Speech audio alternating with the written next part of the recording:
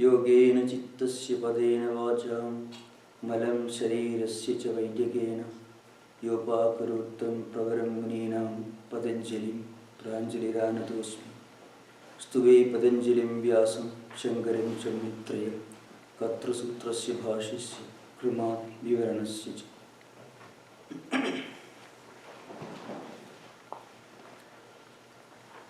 So today we are going to introduce a very important topic, which is a special contribution of Patanjali. Patanjali discusses one very common problem that frequently we confront in philosophy and also psychology. Why do we behave the way we behave? And why is there so much of diversity, plurality in creation? At one level you find all human beings are made the same, physically speaking. All of us have got 2 hands, 2 feet, 2 eyes, 2 ears, and so on. So there are many physical aspects, even psychological aspects, in which human beings are more or less the same, almost identical. But then there is so much of diversity. In the same family, there may be 5 children. All of them may be brought up the same way, same education, same training, but still may belong to 5 different categories, 5 different characteristics. So how do we explain this discrepancy, this contradiction, this mystery of life, this manifoldness, this plurality and diversity? Of course, there are many doctrines put forward, but modern science and psychology have not been able to solve this problem. Now, Patanjali puts forward one important doctrine, which he calls Karmashaya, it is called. So, Karmashaya is nothing but a sum total of all the residual effects of all actions, all karmas that we have performed, not only in this life, but in innumerable past lives.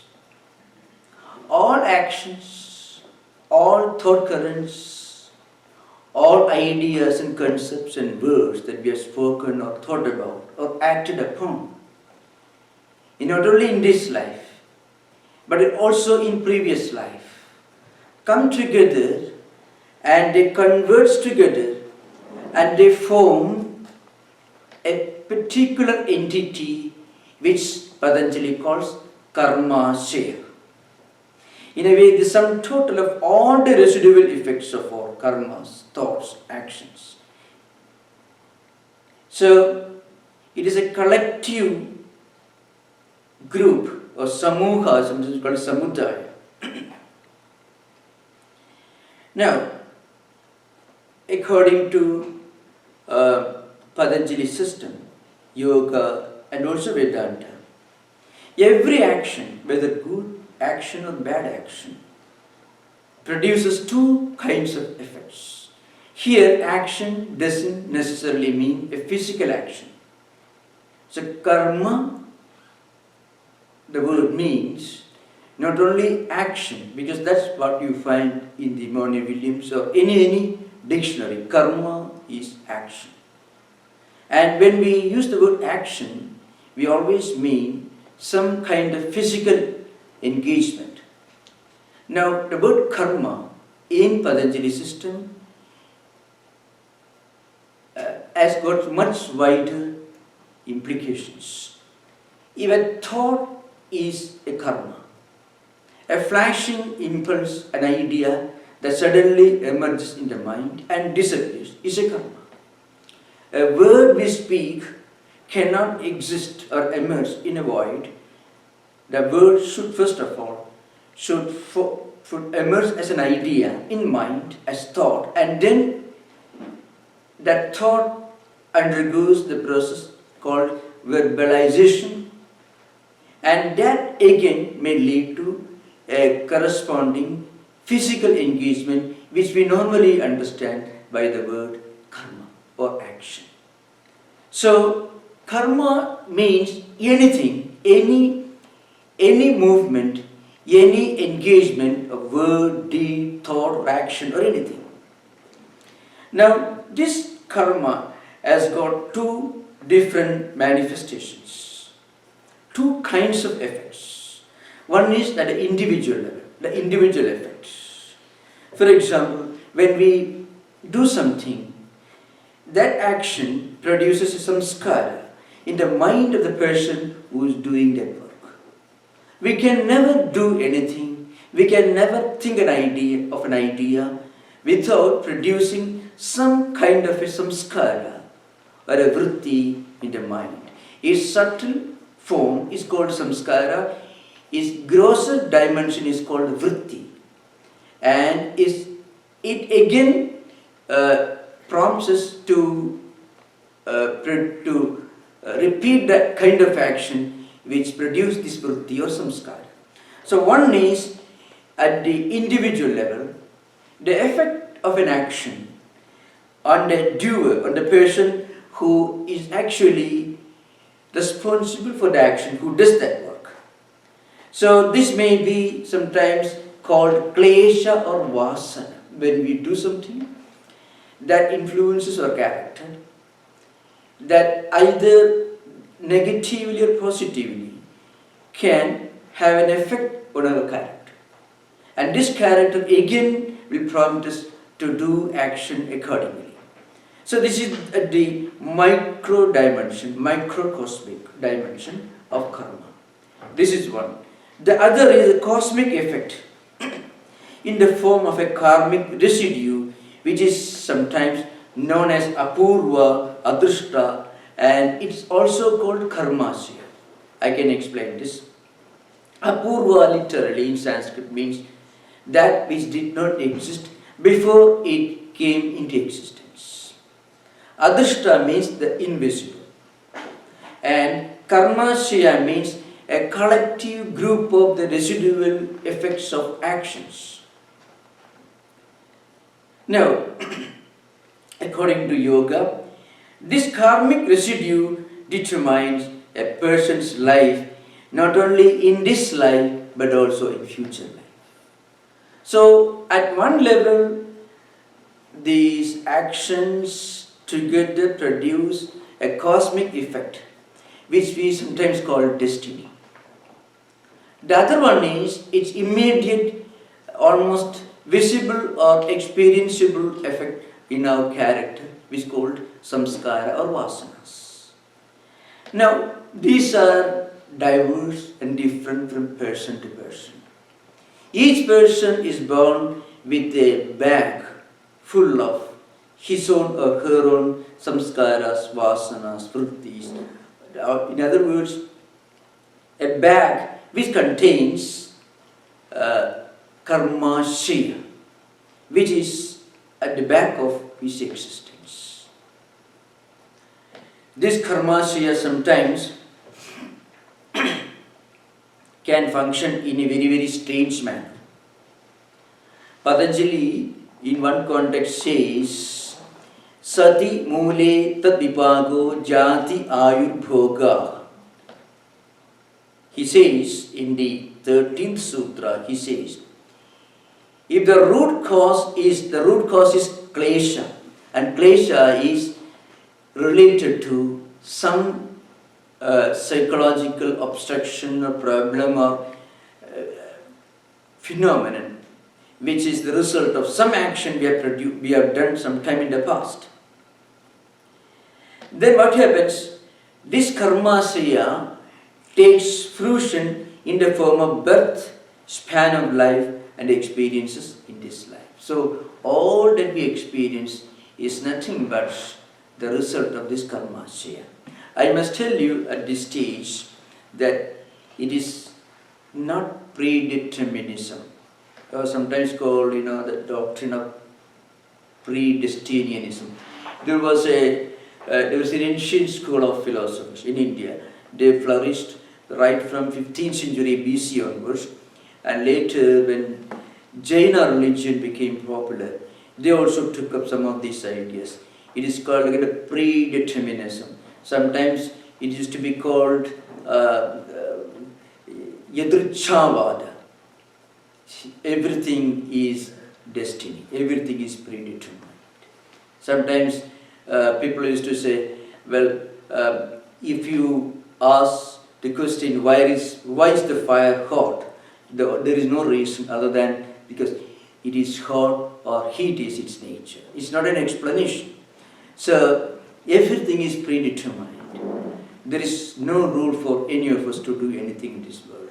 This Karmashaya doctrine is the opposite of that, because frequently karma doctrine is interpreted as some kind of cold-blooded predeterminism. It is not at all so. That's what we are going to deal with. Then we will deal with some other aspects related to this. So, one point is that it is not predeterminism. If we can understand it this way, that it is not predeterminism, rather if we understand that we behave in a particular manner, that is because we have accumulated a series of residual effects of actions that we have already done in the past. So, in one of the sutras, Patanjali makes an interesting statement. Klesha mulaha karmasyo drishta adrishta janma vedaniya. What he means is this. The residual effect of this karma, which constitutes Karmashaya, which is actually caused by Kleshas, is to be experienced either in this life or in innumerable lives to come. This is a sutra, this is 12th sutra of the Sadhana Pada. It says, Klesha mulaha karmasyo drishta adrishta janma vedaniya. So whatever we have done in the past is to be experienced either in this life or in the next life, in the life to come. Now, again, it is not predeterminism. I can only explain this point in the light of with the help of a narrative from some of our other scriptures. In the Gita, there is a statement. Antakale smaran bhavam tyajatyante kalevaram tam tamevaiti kaunteya sada madbhava bhavita. This is a statement from Gita. Maybe it comes in the 8th chapter of 6th verse. Antakale smaran bhavam tyajatyante kalevaram. How you leave this body at the time of death. That determines your future life. You obtain a destiny, a rebirth, according to the thoughts, the idea that you have in your mind at the time of death when you breathe the last. This is the verse. Now, Ramanuja was a great Vaishnavite interpreter of Bhagavad Gita. He says, and he makes a very strong statement, suppose we do whatever we want in our life, without caring for dharma, virtues, truthfulness, morality, or ethics, or spiritual values, do whatever we want. Oh, at the time of death I would rather think of God. That is a very clever way of looking upon the whole phenomenon. So we can have all the best things in a very worldly sense, all the worldly pleasures.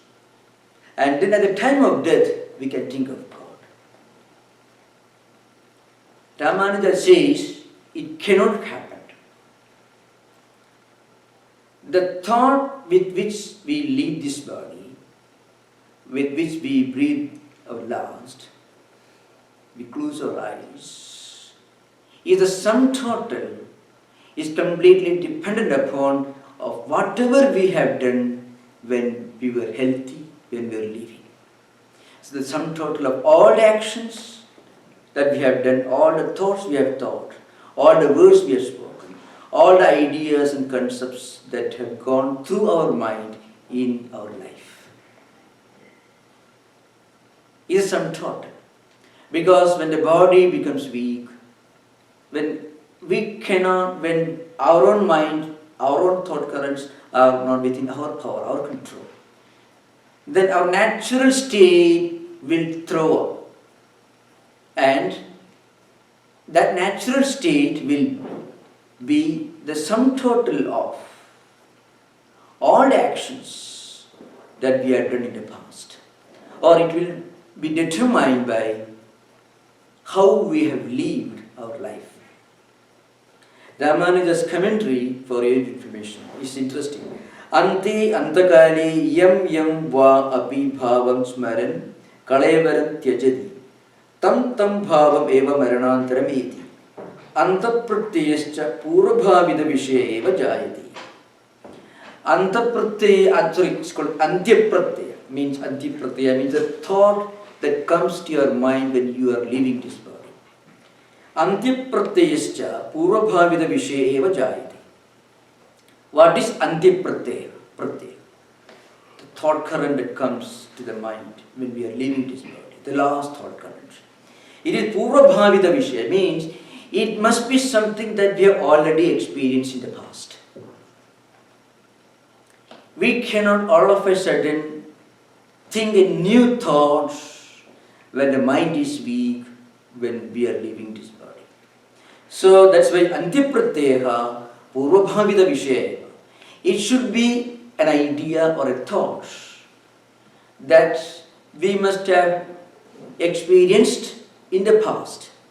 Only something that we had experienced in the past will come to the surface at the time of death as antyapratyaya, means the thought that comes at the end of human existence. This is interesting. Now, this is a distinct, rather it's a unique contribution of Patanjali. The concept of Klesha, the distinction between samskara and vritti, and also the concept of Karmashaya. In fact, modern psychiatrists like psychologists like Jung and Adler, they speak about some things closely resembling what we call vrittis, impressions. But vrittis or impressions or modifications are nothing but the grosser dimension of these residual effects of actions in the past, that we have done in the past. There is a subtle aspects of what we have done in the past, which have not become a vritti or an impression. Vrittis and impressions follow actions. But samskaras have not yet produced an action, but have a strong potency to produce an action. So that means if we have accumulated samskaras, impressions, through thoughts and ideas or through actions in the past, those samskaras alone will come to the surface as andya pratyaya, as Brahmanaja used. Means the last thought, the last impulse, the last mental impression that comes to the surface. That's an idea, an important contribution of Patanjali. There are a few more sutras which will contribute, which are complementary to this idea. To drive home this idea of Karmashaya and also its real practical implication in spiritual life, I can just refer to another interesting episode from the same scripture. It's from Bhagavata Purana. In Bhagavata Purana there is an interesting story. The story of a young man, rather he has become middle-aged. His name is Ajamila. Ajamila Vakyanam, the story of Ajamila.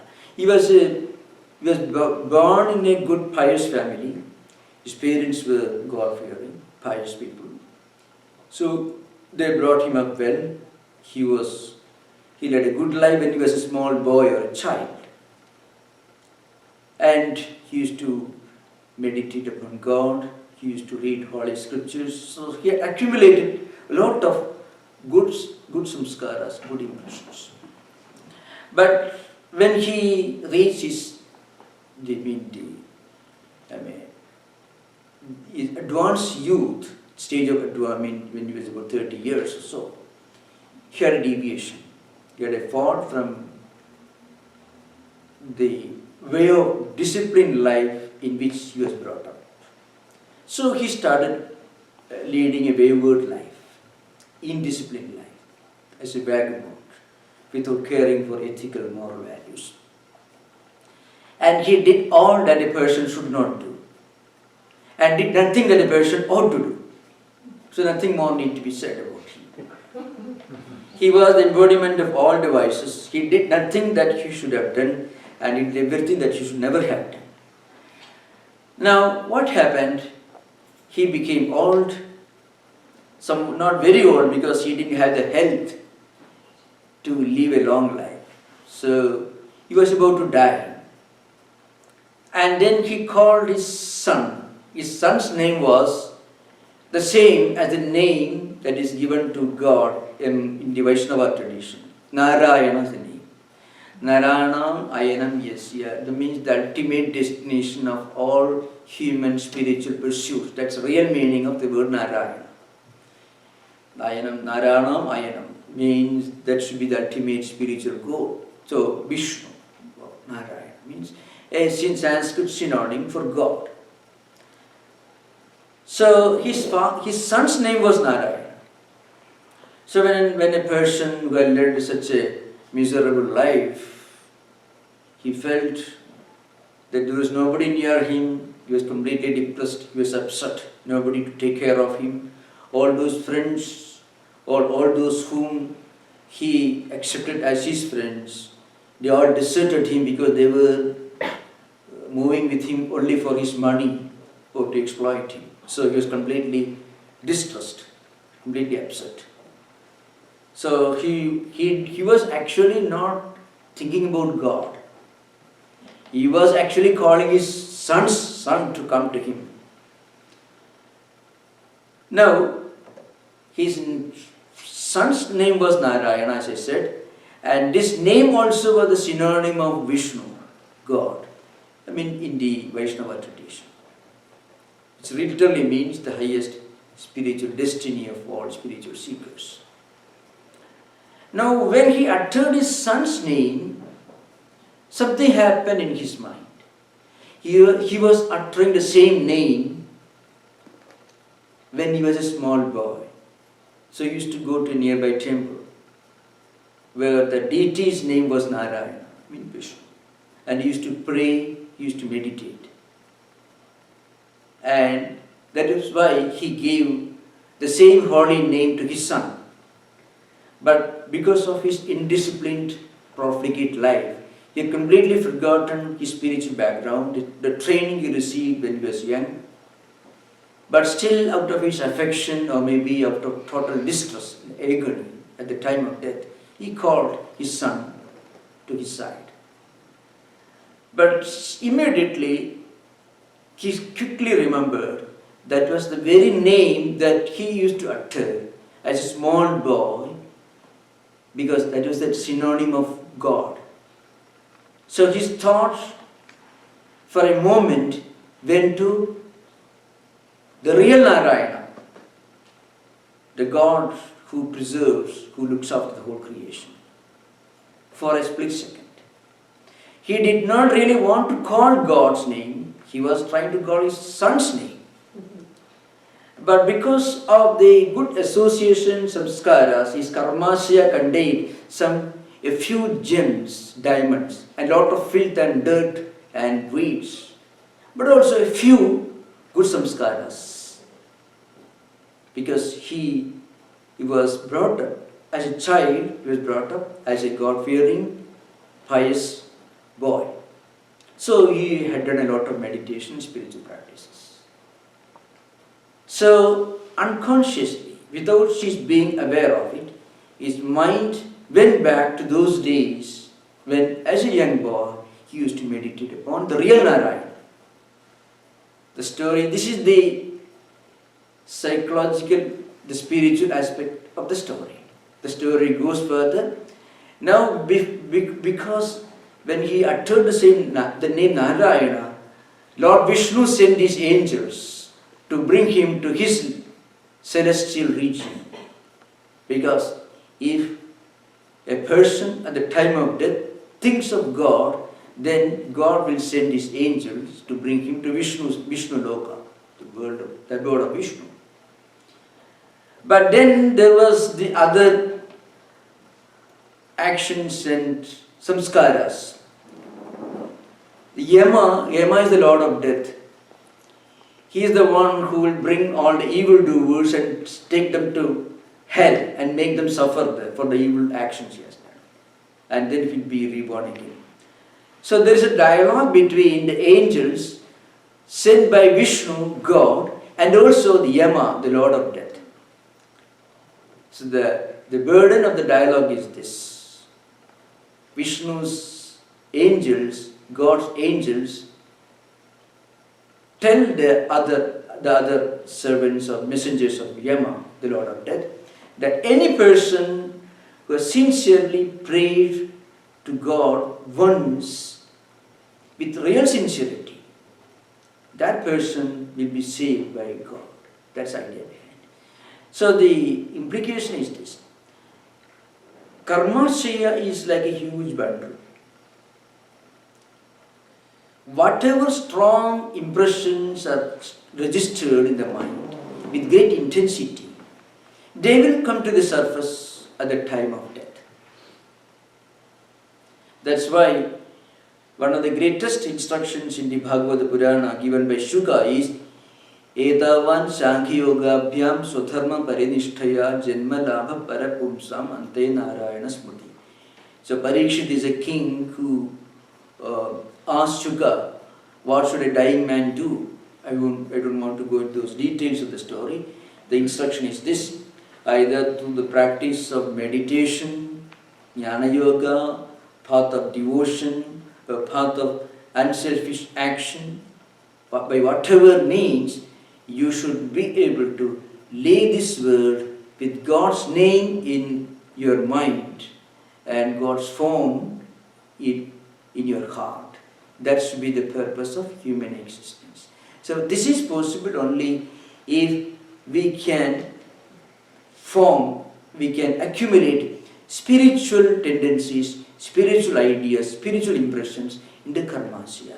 Because Karmashaya is the one that causes unpleasant experiences and also pleasant experiences. Sometimes we find in life, some people lead very wayward life. Apparently, if you analyze their actions and behavior, they don't seem to be inclined towards spiritual values or anything. And they have a good time. Some of them enjoy good life. How do you explain the contradiction? There is a inexplicable contradiction in this context. Some people leading very wayward life, doing whatever they want, but they seem to be happy for the time being at least. There are some other people who make a lot of sacrifices, do a lot of spiritual practices, but have innumerable problems, worldly problems. So how do we explain this? For the former, they have done a lot of good things in the past, which they are exhausting. For others, they have accumulated a lot of good samskaras, good actions, but also some unpleasant samskaras and through unpleasant actions, which they are now going through. That's the explanation. That's why te klada paritapa phalaha punya apunya hedutvat. So these kleshas are causing all the different consequences and experiences in life. Now we will go to some of the sutras which are complementary to this particular idea in the Patanjali system. That's why in the last class we discussed Te Pratiprasava Heyaha Sukshmaha. We already explained this is the 10th sutra of the Sadhana Pada. These are all the sutras which build up, which are slowly building up the idea, the concept of Karmashaya, which is a distinct contribution of Patanjali system to world psychology. So we already discussed this earlier. Te Pratiprasava Heyaha Sukshmaha. So these kleshas, instincts, previous experiences, strong subtle impressions and samskaras that we have accumulated in life can be eradicated only through counter evolution. Means we have to trace these effects into their real cause. Once we do that, once we understand the cause behind, then we get a conviction, oh, all these experiences are rooted in some previous causal actions, some actions which produce these effects. Once we dissolve the cause in the effect in the cause, once we trace the effect to its cause, then these subtle kleshas can be eradicated. That's the idea behind. So this particular process of counter evolution is called Pratiprasava in Patanjali system. So Pratiprasava can begin only when all the samskaras are being burned through the light of Prajna. That's the idea behind. So the whole process is this. Kleshas are caused by avidya or ignorance, as we already explained. Avidya, asmida, raga, dvesha, abhinivesha, klesha. Pancha klesha, 5 kleshas. Obstructions, obstacles in spiritual life. Their subtle dimension is called samskara, their gross dimension is called vritti. The subtle dimensions, samskaras, which are deep-rooted, which could produce result in future, can be eradicated only through pratiprasava, which means counter evolution. It means dissolving the effects into action, tracing every effect to action. When something happens to us, some thought currents, vrittis, negative vrittis and impressions emerge in the mind, if we think for a moment and try to understand, analyze what caused all these unpleasant impressions and tendencies, immediately their impact, at least their ability to do damage to our mind, will be dissolved or reduced. That's the idea behind. Vrittis can be eradicated through meditation, but samskaras can be eradicated only through counter evolution or pratiprasava. We already discussed this in the previous class. So we will go to the next sutra, that is 11th sutra, Dhyana Heyaha Tadvritteha. This also we refer to the last. So gross dimensions, these vrittis, can be eradicated only through dhyana or meditation. So before we conclude this particular subtopic, we shall just describe different stages in the eradication of kleshas. At least according to one of the major commentators, that's Vyasa, who wrote a bhashyam on Patanjali's Yoga Sutra. How do we eradicate kleshas? Stage by stage. First, we must practice what is called Kriya Yoga, Tapaswadhyaya Ishvara Pranidhana. So, these impressions, vrittis, can be weakened, neutralized, not completely eradicated, but their strength to do damage can be reduced through tapa swadhyaya ishvara pranidhana. Tapa means control of the senses. Swadhyaya means reading good books, good scriptures, imbibing good ideas, good impressions, and feeding the mind with spiritually healthy food. And again, with a sense of surrender to God. Again, God here means God who lives as a spiritual reality within all of us. Not necessarily a creator God who is in very good terms with us, but who is angry with everybody. Yes, no. The God who creates the world, who is compassionate to all, God whom we can approach only by loving His creation. So, once we resign ourselves to such a Almighty God, and also simultaneously feed our mind with spiritually healthy, helpful ideas through Swadhyaya, and practice meditation and self-control, that's one way to weaken, to neutralize to some extent these Kleshas. That's why Vyasa says, Sa Kriya Yoga Kleshamsya Pradunu Karoti, means Kriya Yoga Tapa Swadhyaya Iswar Pranidhana. Tapa means concentration, self-control, self-restraint, plus associating with holy ideas, feeding the mind with spiritually healthy thought currents, and also meditation and prayer, a prayerful attitude. All these can reduce the power of vrittis, kleshas. And again, these kleshas can also be eradicated at later stage through meditation called prasankhya. So, pradanu krudamsya kleshan kriya yoga swayam uddipitena prasankhya agdina degdhabijavat aprasavadharminaha karishyanti. So what happens?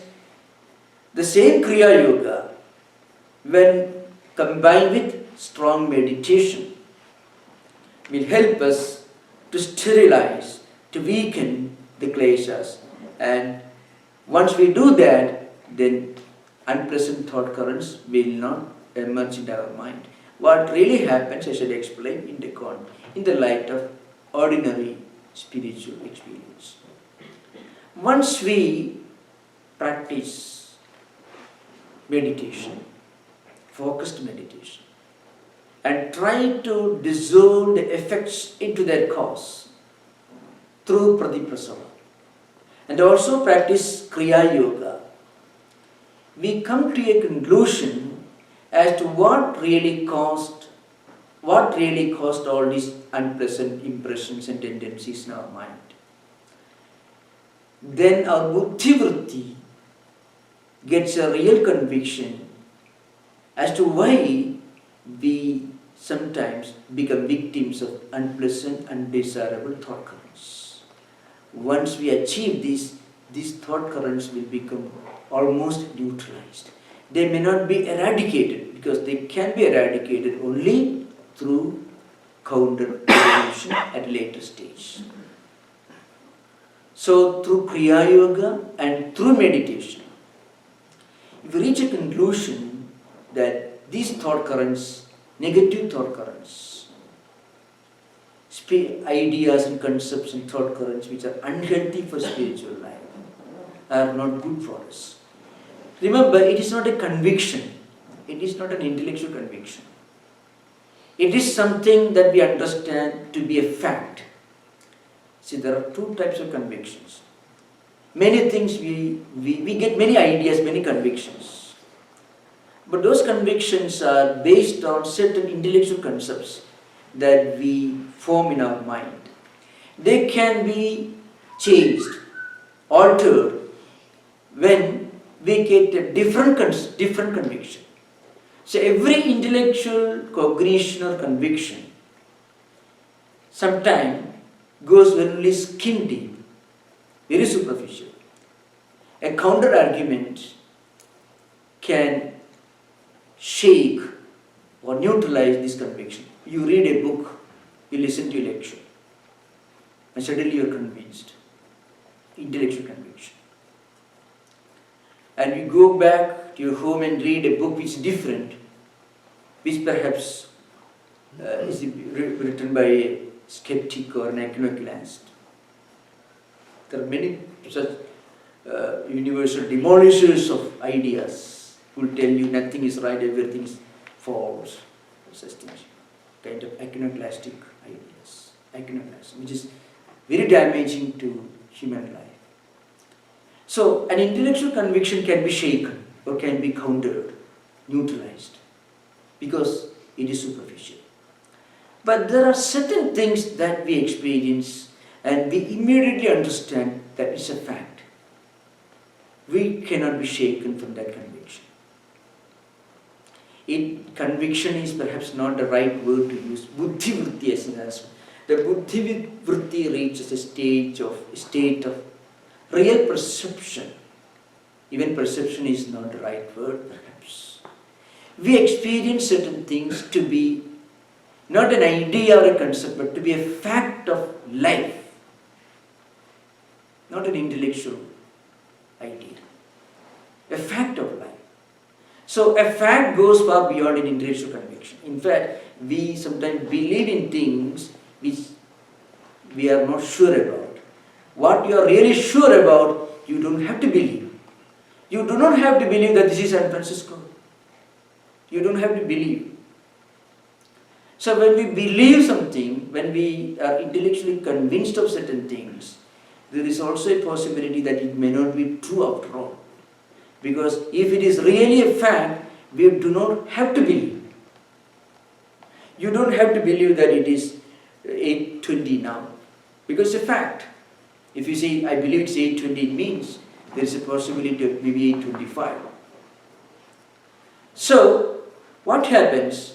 Through prasankhyanam, through meditation, and through Kriya Yoga, when we reach a particular stage, we understand, well, these wrong, undesirable impressions emerging in the mind really are not desirable.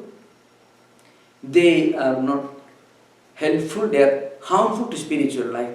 Once we understand this fact as a fact, then they won't come and disturb you. Very often problems arise only because we become only intellectually convinced. If somebody says, well, I have doubt, I believe in it, I have doubt. You have doubt because you only believe in it. You do not believe in anything in which you really believe. So when a person makes a statement, I believe, it only means he's making an attempt to believe. What is really a fact, we do not have to believe. It's not a concept or an idea, it's a fact. So that's what really happens in our spiritual life. When we reach that stage of inner realization of a fact to be a fact, then there is no problem. Now, again, at the next stage, what happens? Vyasa says, Kleshehi abramrishtaha sattva purusha anyatha khyadi sukshma prajna samapta adhikara pratiprasavaya kalpishyade iti. That's Vyasa's commentary. Now when this happens, we will have only that light of prajna. The prajna is the real knowledge. That knowledge is not a conviction, not a belief. It is not an act of the intellect. It is something that we understand to be a fact, so we do not have to believe in something that we understand to be a fact. So that's why Vyasa says, when this really happens, there will remain only the light of prajna. Sukshma prajna, that's what he says. That real prajna alone remains. This subtle prajna, it's sometimes called viveka khyati in the Patanjali system. We already explained this when we were going through the Samadhipada, the early sutras. And this real knowledge is untouched by Kleshas. And once this happens, then counter evolution begins, Pratiprasava. Means we are able to understand the real nature or the real cause of the problems of undesirable ideas emerging in the mind.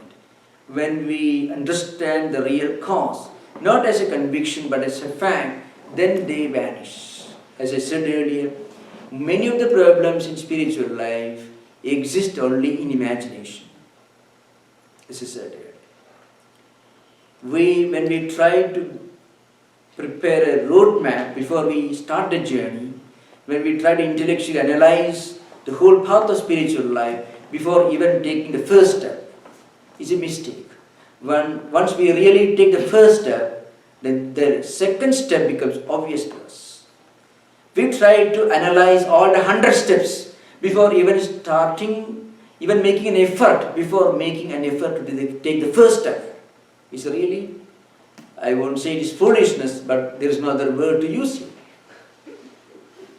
So that's the idea behind it. So now we will have interaction for some time and we will continue this discussion because Karmashaya and Kleshas constitute some more very important concepts in Patanjali system which really try to explain the whole mystery of human life and all the problems that we normally encounter, not only in spiritual life but in real life situations. So thank you. Now we have interaction, maybe for 10 minutes. So Swami, when I try to think of the cause of something in the past, I mean, I run into the explanation that it is desire simply, that it is just a animal desire basically. I mean, something automatic about life that perpetuates this bodily life. It's a desire. So. Yes. Now, as a spiritual seeker, when you try to trace these problems and you understand it's a desire that caused these problems, then you also realize that this desire is something undesirable. When you realize that desire was the cause of the problem, simultaneously you also realize that this desire is a mischief maker. And once it becomes a strong conviction, that desire cannot make mischief anymore. A thief, once he or maybe she is caught, then he is in the prison. Once he is caught, he is a problem. A thief is a problem only so long as he is at large. In spiritual life, when we are able to understand, we are able to realize that the desire is the villain, because we sincerely want to understand the cause, and once you understand the desire is the mischief maker, then it cannot make any more mischief. At least you slowly try to get out of it. That's the idea behind it. Even while driving, if you find a good GPS system, there's a red line, then you are equipped, you naturally avoid that track. Only when you don't realize it, you get into it. That's why a problem is a problem only when you do not realize it is a problem.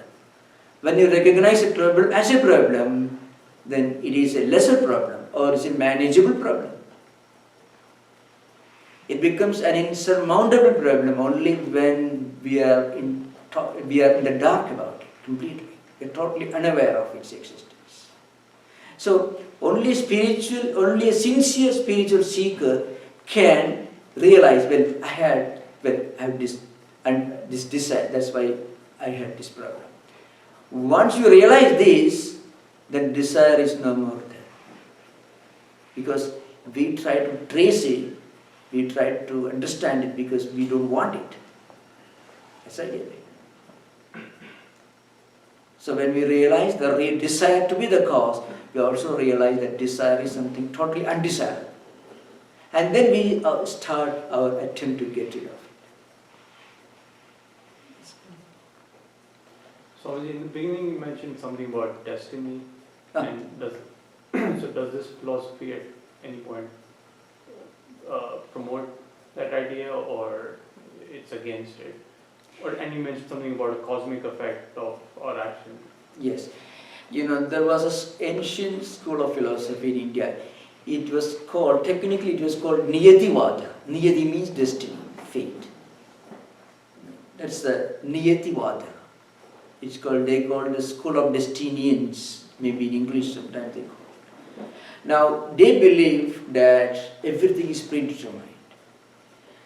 But here, the point is, we understand that the present, what we experience today, may be caused by what we have done or experienced in the past.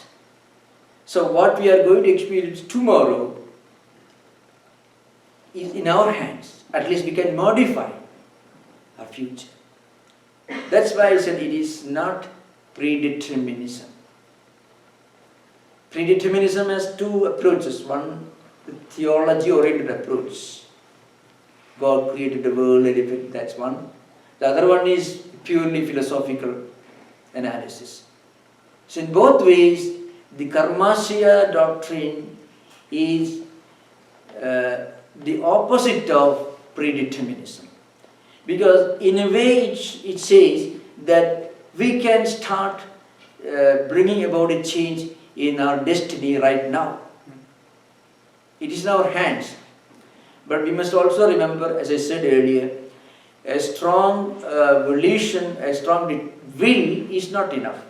Because mind may not cooperate. So that we must realize. Once we realize this, then we normally, spiritual seekers, make intense effort and they make progress. Second. Swamiji, we talked about this difference between sort of an intellectual conviction versus direct experience. Is another way to maybe look at Ishvari Pranidhana is to sort of surrender to the idea that I don't really know the answer to these questions. Sort of these metaphysical questions that come up. We have these beliefs, but until we have the direct experience, it's just a belief. Is that a good way of possibly looking at that sort of thing, or is that an ignorant way of looking at it? Well, we cannot really believe in God if we know God. Nobody starts spiritual life with the belief in God based on experience. Most people begin spiritual life because they understand there is something that's beyond their control, a third factor. Their efforts and unknown factors, and a third factor which they feel is interference in their life. That's what really prompts a human being, a thinking human being, to seek for the unknown spiritual element in it. That's the beginning of belief.